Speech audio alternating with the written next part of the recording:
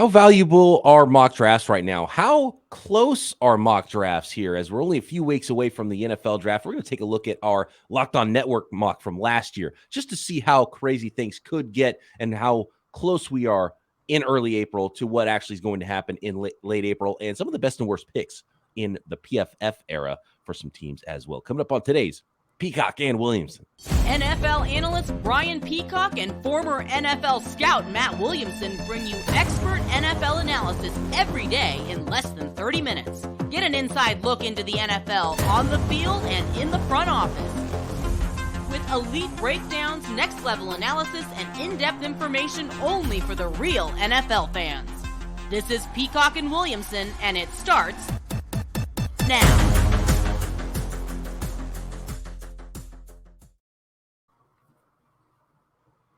Welcome to the Peacock and Williamson NFL Show. Brian Peacock alongside Matt Williamson at BD Peacock at Williamson NFL on Twitter. Thanks everybody for making us your first listen on the Locked On Podcast Network, your team every day. Make sure you're subscribed up to the podcast.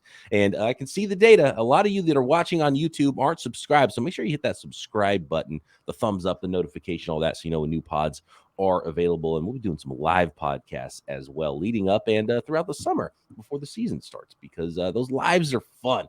And we're going to do those here on the new Peacock and Williamson YouTube channel. What can we learn from past mock drafts, Matt? We've been working behind the scenes with the Locked On Network, and there is a new big mock draft that everybody from the network is involved with that we do every year. It's a huge production, always a whole lot of fun, and we're getting the ball rolling on that this April. And it made me think, well, how good did we do last year? What did the mock draft look like last year in early April compared to what happened in the real NFL draft, Matt? And you go look at mock drafts from the best, most plugged in people, the Kuipers, the Daniel Jeremiahs, everybody in the NFL world, everyone does a mock draft. How accurate are they? And you realize if you go and look back, because as soon as you make a mock draft, everyone forgets about it. And that's what makes them so fun. But if you go back and look at mock drafts, you realize how off everyone is and how off the group think is, even this late in the process in April, compared to what really happens in a given NFL draft. Yeah, and this is kind of funny, but also really educational too, because this mock, I correct me if I'm wrong, it sounds like the 32 Locked On hosts did their mock behind the scenes very recently, and I'm looking forward to the huge production we put on, and you and I get very involved, but we don't have teams in the game, especially me. You have your Niners, but they don't have a first-round pick, blah, blah, blah. So we do this every year. And first of all, the Locked On hosts are really smart. I mean, I'm always impressed when we have a guest on, or if I'm a guest on their show, or I listen to their show. But it just shows that something you've been saying, BP, is, first of all, you reel me in a lot that, Matt, hey, it's lying season. Don't forget it's lying season. Oh, yeah, it's lying season. Don't get crazy. Maybe Mac Jones isn't getting traded, blah, blah, blah. And also that people see mock drafts and then half of us say, oh, that could never happen. And you always reel me in and be like, the real life's crazier. And it is, I mean, so always, like I'm looking at this mock that you guys did 1 year ago. So it's very relevant because this is how the world and 32 Locked On hosts and myself and others were viewing the upcoming draft. And as a network, we were remarkably wrong, and none of this looked crazy at the time. And what's funny to me is one little pick just throws the train off the tracks, or one misevaluation that the league doesn't agree with. I mean, you're predicting a sequence of events. It's almost like you're predicting, I get a deck of cards and you're predicting what 32 cards are going to come out in order. Like it's almost impossible with more education than that, but still it's remarkably difficult. It is. And when you see the best mock drafts in any given draft season, because there are people that, that keep track of that sort of thing, it's like, you got 6 picks right. That was really good. Right. You get like a third right. That's crazy. It's historically great what you did. So as Daniel Jeremiah says a lot of times with his mock drafts, you're just trying to get people into the right neighborhood. It's much more difficult to get them into the right house, but get players in the right neighborhood, have a good idea of these prospects, who they are, how teams like them, how they fit with some teams. And some teams you just can't get in their head. Some teams it's easier to say, oh yeah, they're kind of looking for this. And it might be Garrett Wilson, but it might be Chris Olave that they end up drafting, but you kind of have an idea of what's going on there. And these hosts know their teams better than anybody. And I think last year was more difficult. I'm realizing now than maybe some other years in the past, because the big takeaway here, Matt, is our network hosts only nailed on the nose 4 out of the 32 picks, and 2 of them were the first 2 picks in the draft. And even It's easier at the top. Year, Right. we didn't even know who the first pick was going to be. But shout out to Wig, who nailed it with the Jacksonville Jaguars with Trayvon Walker number 1, Aiden Hutchinson number 2. Those were correct. And then it went. Shout out to you. You had Trayvon Walker going number 1 months before people were even mocking it there, and you nailed it.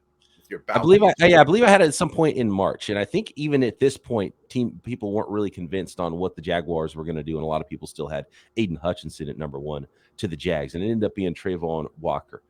And then the third pick in our mock draft last year was Sauce Gardner, which I think would have been a good pick, and maybe even a better pick than Stingley. But they got it right. It was corner to the Houston Texans at 3. Kayvon Thibodeau went to the Jets instead of the Giants. Evan Neal did go to the Giants. Shout out Patricia. She's been really good in hitting those New York Giants picks, by the way. So pay attention to what Patricia does. She got, I think, the pick maybe even 3 years in a row now for the Giants. She missed the second Giants pick, but she got Evan Neal. She had Jermaine Johnson going to the Giants, who fell quite a bit in the mock draft. And that's when you start to see there's a couple players here in the top 10 of the mock, Matt, that fell a lot further. And Jermaine Johnson is one. Big time. He was 8 in the mock draft last year. He ended up going in the late 20s. And the other one is Malik Willis. He was the quarterbacks are crazy. Yeah, the quarterbacks are wild, but Malik Willis is the most, because he ended up going in the 3rd round. And look, we nailed 4 as a network. We nailed 4 picks on the nose in this mock draft last year. 4 of the first round picks went in the 3rd round. Yeah, it's crazy. And all the quarterbacks we selected in the first round were not first rounders. And the first round quarterback, my man Kenny Pickett, did not go in this mock. I can't believe that. When I looked back, I was like, "Where's Kenny Pickett? I can't find him." And that's pretty amazing, because everyone was really mystified and loved the athleticism from the combine, and so much combine hype. And then you realize, and we referenced it this week with the Lance Zierlein mock and the Bucky Brooks mock draft that we looked at. Teams go by tape, and you might be more accurate in a lot of cases with some prospects in February and January, just thinking about what kind of prospect they are on tape from college, than after the combine in March, because the hype gets out of control with some of these prospects. And I think Malik Willis was definitely one of those that we in the media hype machine really hyped up too much, and teams were never that high on. He went with the 6th pick in the draft here to the Carolina Panthers was Malik Willis. He ended up in the 3rd round. Amazing. It's crazy. So I want to just mention one thing, that just the ripple effect of how the draft happens at the top. Like, okay, Walker Hutchinson, as a network, we nailed that. Now Houston goes corner, which was also dead on, but they took Stingley instead of Sauce. So when the Locked On Jets host said, well, I'm either going to take Thibodeau or Sauce. So if Sauce falls to 4, maybe they nail it. You know what I mean? Like, then all of a sudden they are in a row, right, and they are correct. Right. But they're like, oh, they took Sauce, so I'll just settle for Thibodeau. I need an edge guy anyway. I mean, so it's that fine a line, even just to start the dominoes falling.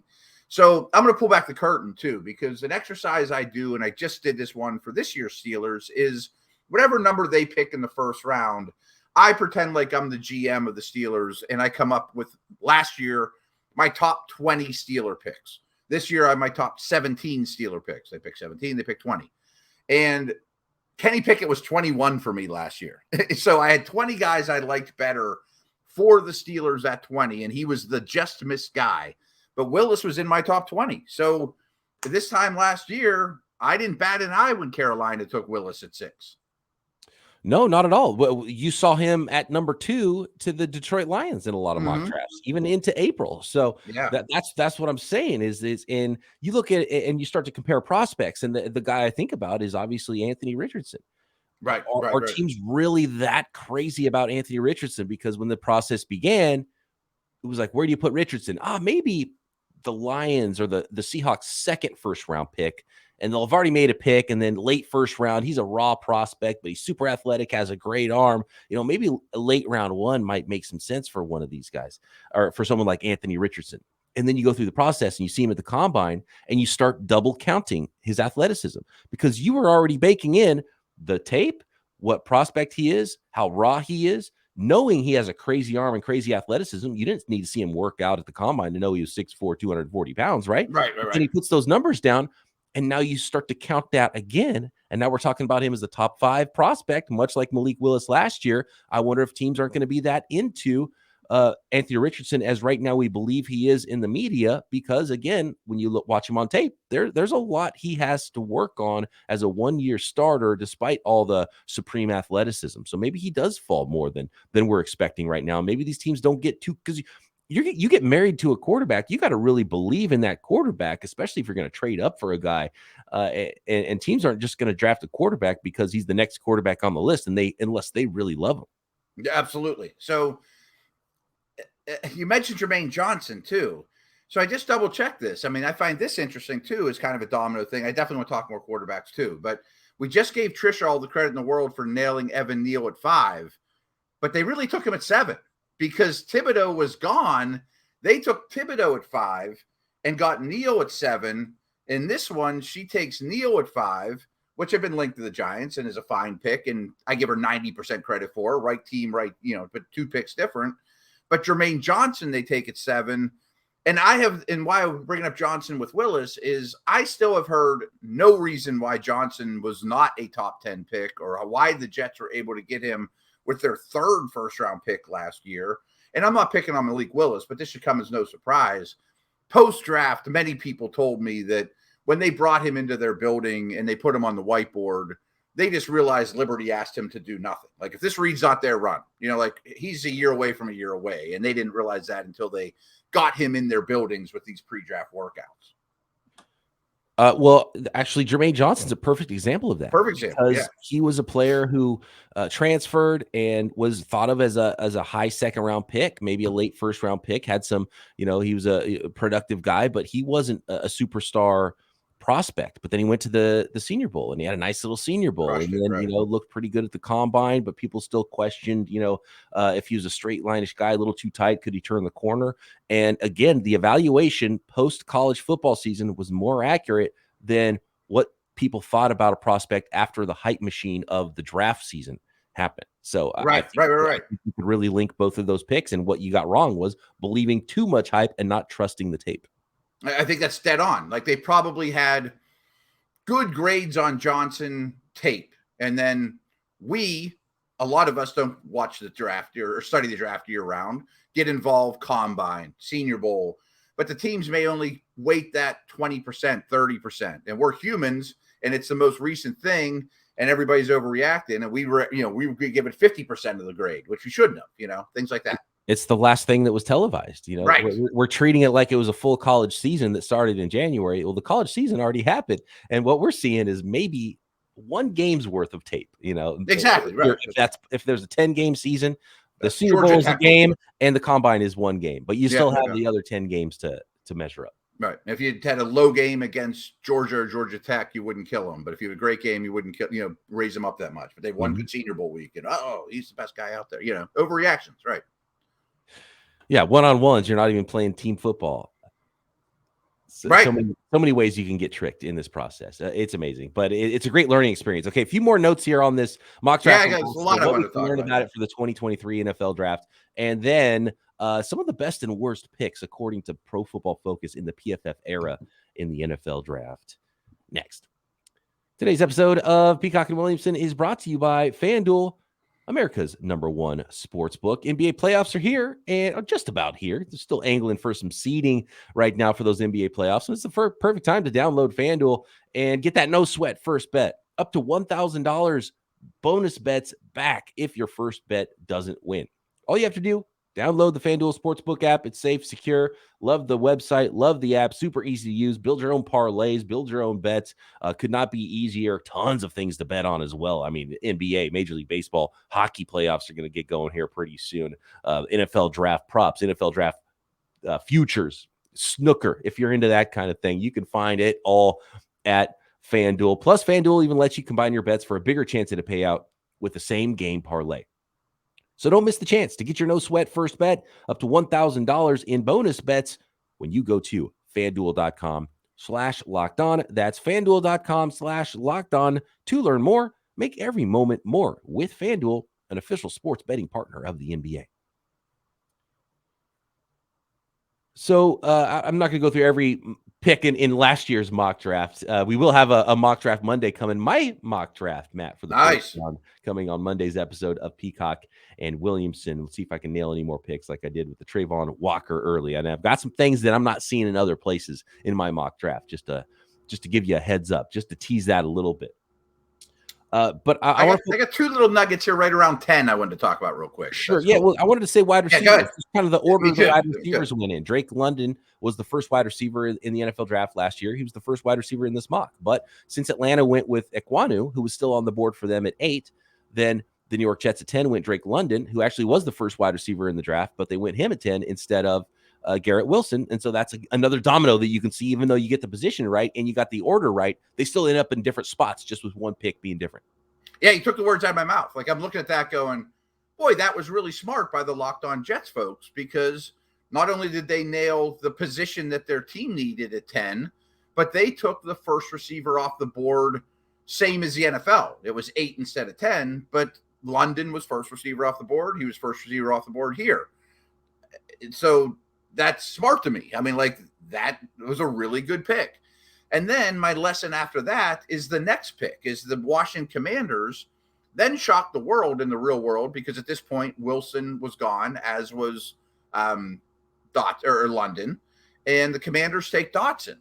But this pick, the Commanders host took Kyle Hamilton, who superstar rare safety prospect. Here's the lesson. Wide receivers are worth more than safeties in the real world. You know, like yes. the fourth wide receiver is worth more than the transcendent safety prospect. It's just that's how the world works in the league. Wide receivers are a premium position now in the NFL. Period. Mm-hmm. And Washington would not trade Dotson for Hamilton right now. No way. Washington moved down though from 11, didn't they? And then took Dotson. Yes, because I think Olave was already gone too. Or no, this was the Olave pick. Was it not? Because I'm gonna have to pull up the Saints came up. I don't have the real draft. I'm trying to go by memory. I thought I remembered it better, because the Saints went up to get Olave. They traded. Yes, Olave went 11. Okay, so it was Wilson, Olave back then 10 and 11, and Washington moved down, and they ended up getting Dotson with Jameson Williams mixed in between there. So we had a receiver at 8, London, Wilson 10, Olave 11, Williams 12. And then Dotson 16. So we know there was not a Jamar Chase in this last draft, but still we had 5 receivers go between 8 and 16. And actually 6 if you include Trayvon Burks at 18. And there were questions about Burks and Dotson, but they're wide receivers, folks, and everybody needs them. And so when Jordan Addison goes 12, don't be shocked. You know what I'm saying? Even though you have doubts about him.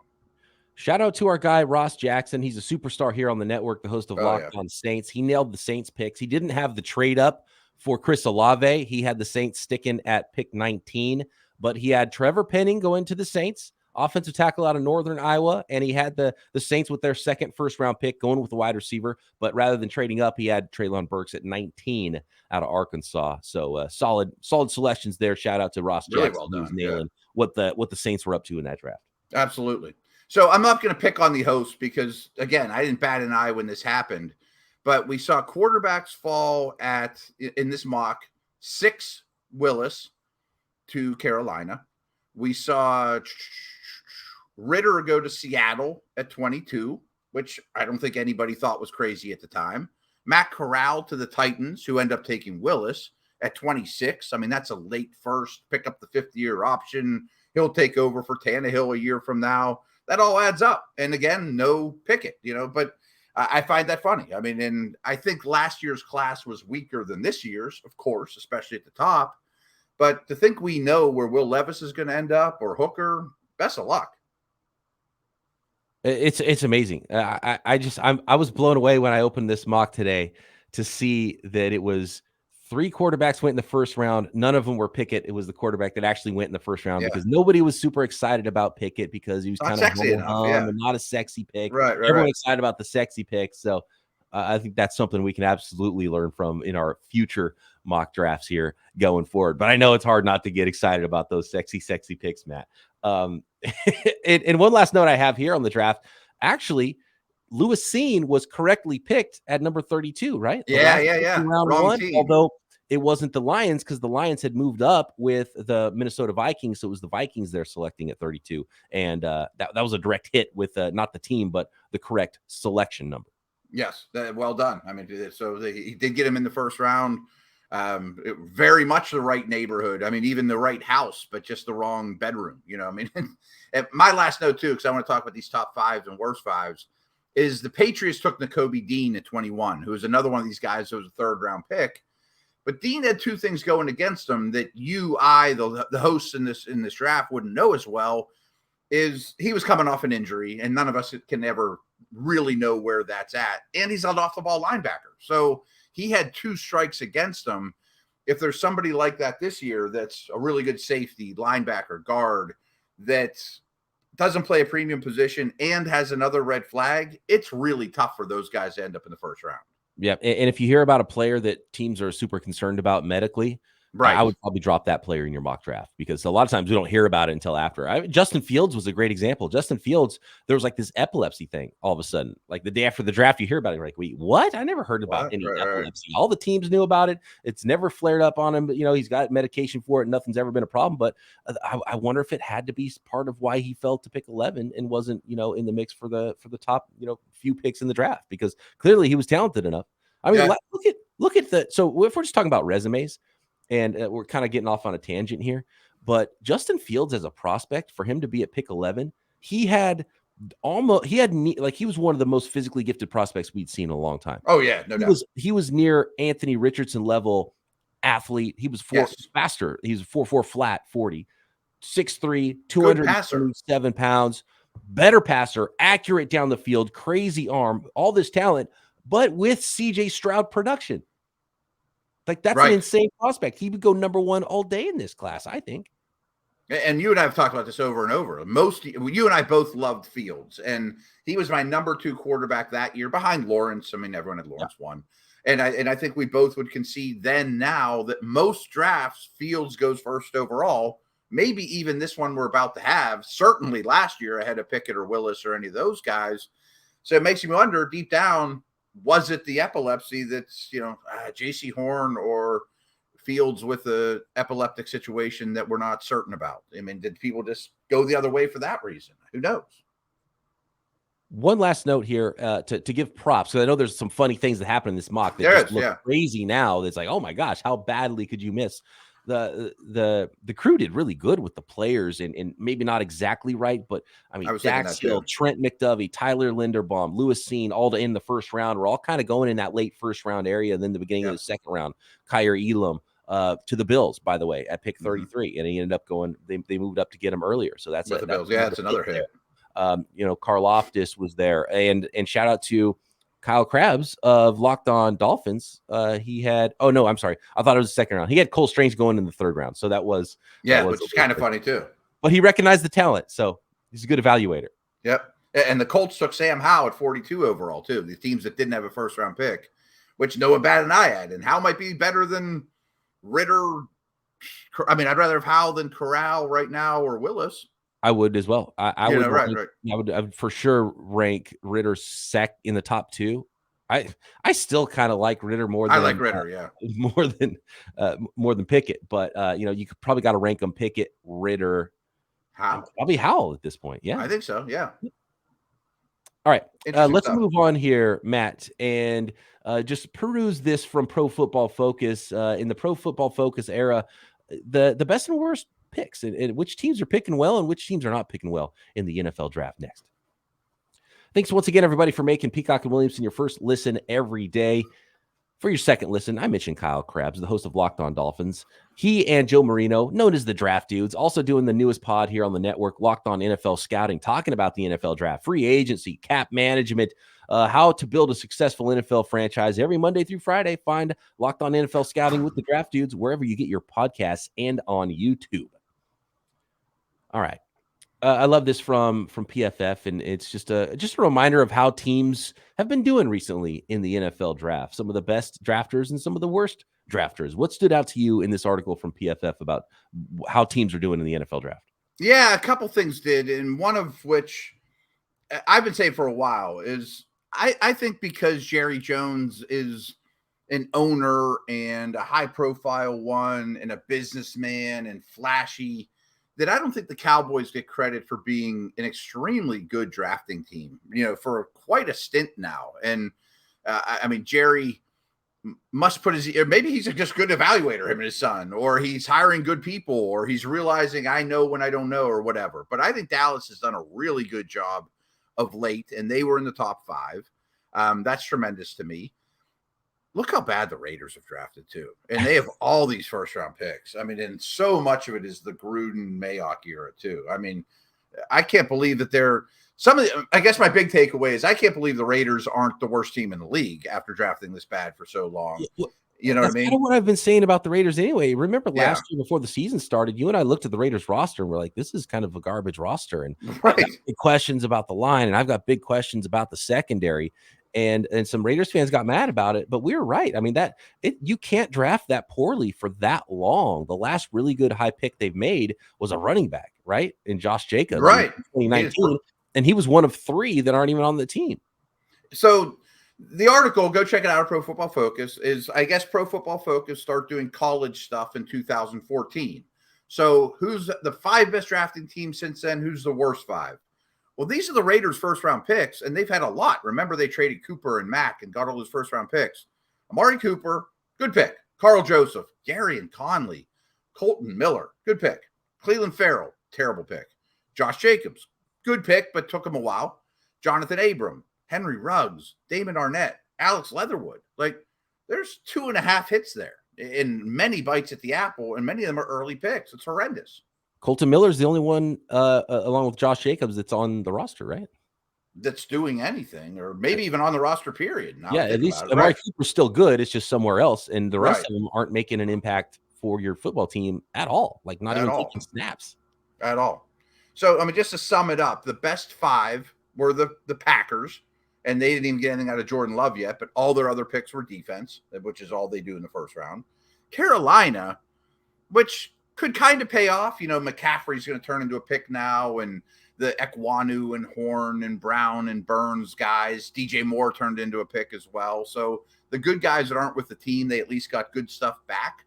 What's interesting is I would still ding them for botching the quarterback stuff all this time, because even though they've hit a lot of picks, and McCaffrey, top 10 running back is still, okay, first round running back better hit, and you better be good. And coincidentally, trading away McCaffrey is what made it possible for them to have those extra picks to move up and still have some draft picks in this class. If they didn't trade away McCaffrey last deadline, they might not have done this trade up to number 1 this year to get the quarterback, because they wouldn't have had the extra picks and might not have felt it would have been worth it.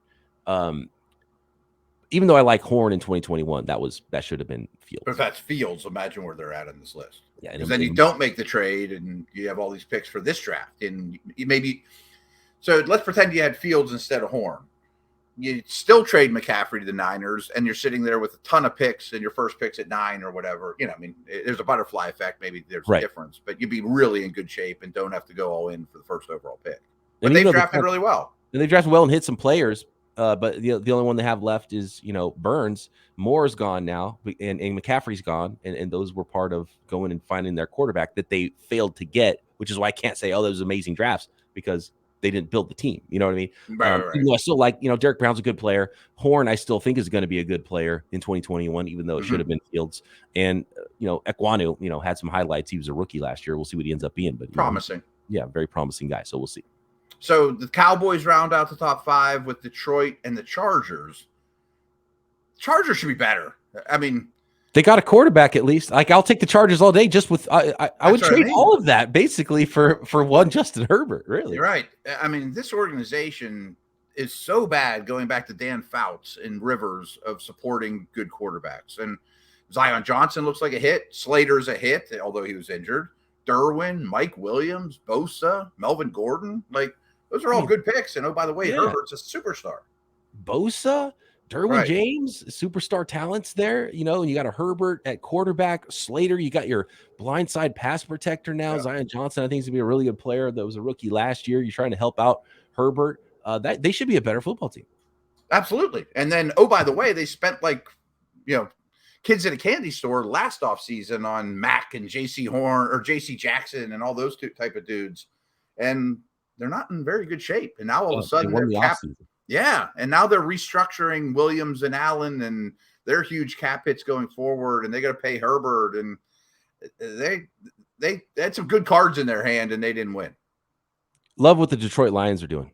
Yes. Yes. I mean, Frank Ragnow, such a great pick, you know, a foundational piece on their offensive line. The interior offensive linemen don't really get talked enough around the NFL, but Ragnow, late round 1, was an awesome pick for them and really set the tone for the new era of the Detroit Lions. You know, before that, they had Laken Tomlinson and Decker and Jared Davis, and, you know, it wasn't, you know, great stuff, but foundationally that started in 2018. 2019, TJ Hawkinson now has been traded away.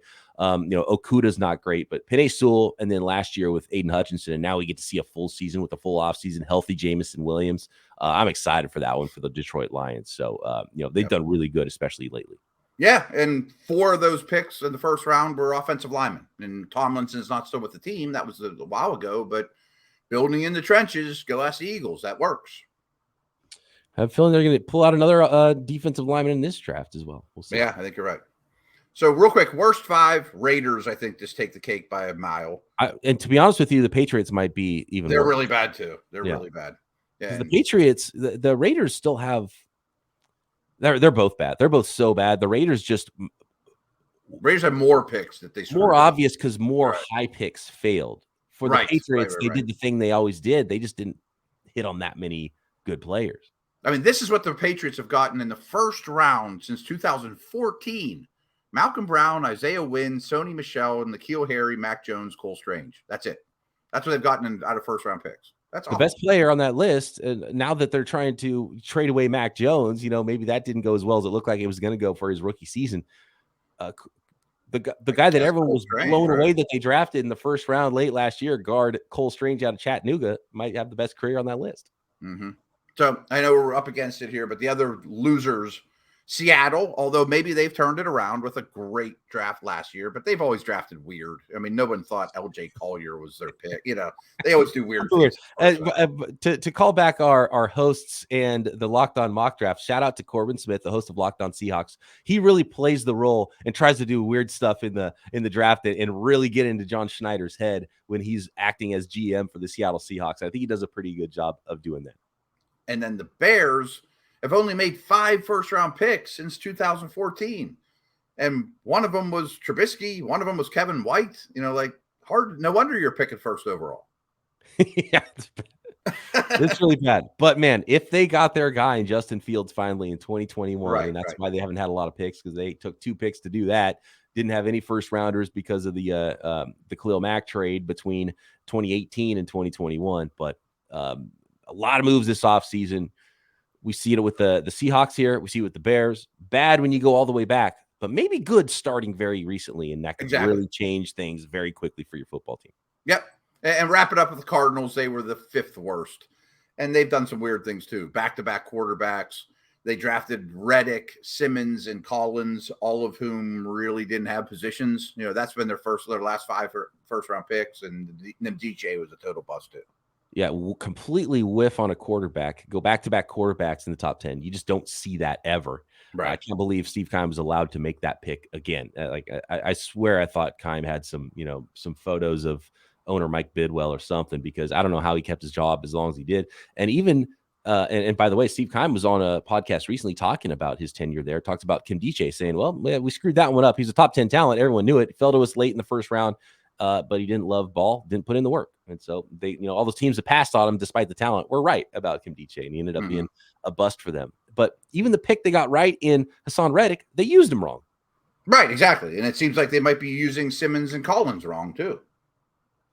Very interesting. Okay, that was a fun look back. We'll be looking forward again now to the 2023 NFL draft. Probably most of the episode here until the draft on April 27th. But it's a fun look back, and you got to learn from history to get better in the future, right, Matt? So that's what we did on the episode. Good stuff. Good way to end the week. Thanks, everybody, for making us your first listen. Matt and I, make sure you're subscribed up to the new YouTube channel, by the way, and Matt and I back Monday, Mock Draft Monday, right here, Peacock and Williamson.